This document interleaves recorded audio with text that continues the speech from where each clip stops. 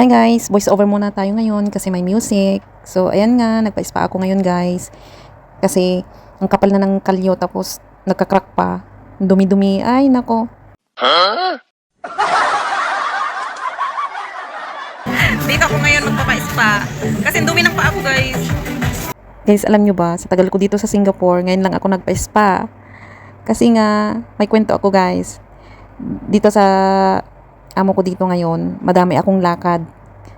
Kaya ayun, nagkakalyo tapos ayan nagka-crack pa. Tapos sometimes hindi ako nagchinelas. Papasok doon yung mga dumi. Alam niyo yung paa ng nagtanim ng mais? Ganun yun. Ganun ang itsura. Ko lang kasi na ipakita, hindi ko na video. Dito kasi guys, ang dami kong lakad. Nung first month ko dito, hindi pa sila nakabili ng tsinelas ko. So, ganun pala, kapag hindi ka magtsinelas, ang dami mong lakad, ang sakit, masakit ang paa. As in. Kaya, ayun, nagkakalyo tuloy. Ay, nako. So, ayan guys, nahirapan din yung naglinis dyan ng paa ko. Tingnan nyo, pinalinis ko pa yung kuko ko. Ayan. Kasi yung ingrown niya, as in, ang lalim, hindi ko matanggal. So, kaya need ko ng help. Kaya, ayan, pumunta ako ng Lucky Plaza para magpa-linis. Alam nyo ba guys na hindi natanggal lahat? Nag-surrender yung naglilinis guys. Guys, hindi pala Pilipina ang naglilinis dyan, Thailander.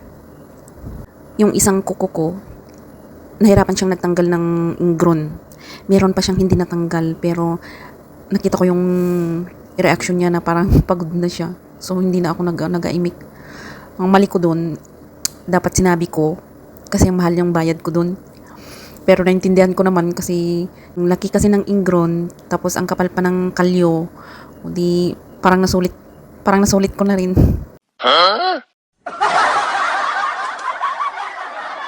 Mga ka-OFW na may kaya sa paa ko, punta na kayo sa Lucky Plaza at magpalinis na.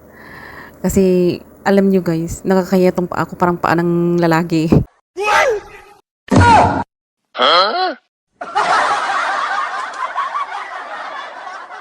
Yan na nga guys, ituloy ko yung kwento ko. Nung nag-transfer ako dito sa bago kong amo, kasi ang laki ng bahay, kaya madami akong lakad. Yung unang buwan ko, wala akong tsinelas. Yung sakit ng paa guys, as in. Tapos, ayun, kumapal ang kalyo. And then, hinayaan ko siya, kumapal, tapos nagka-crack na. Na-El Nino na ang paa ko guys.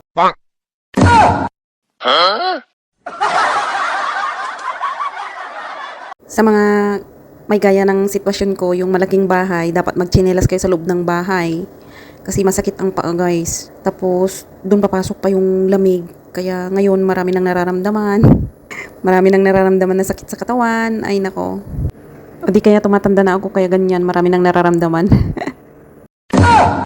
Hanggang dito na lang muna ang video ko guys. Maraming salamat. Pasensya na kung ganito lang yung video ko. Sometimes, kapag na-stress ako, punta ako ng park. Lakad-lakad.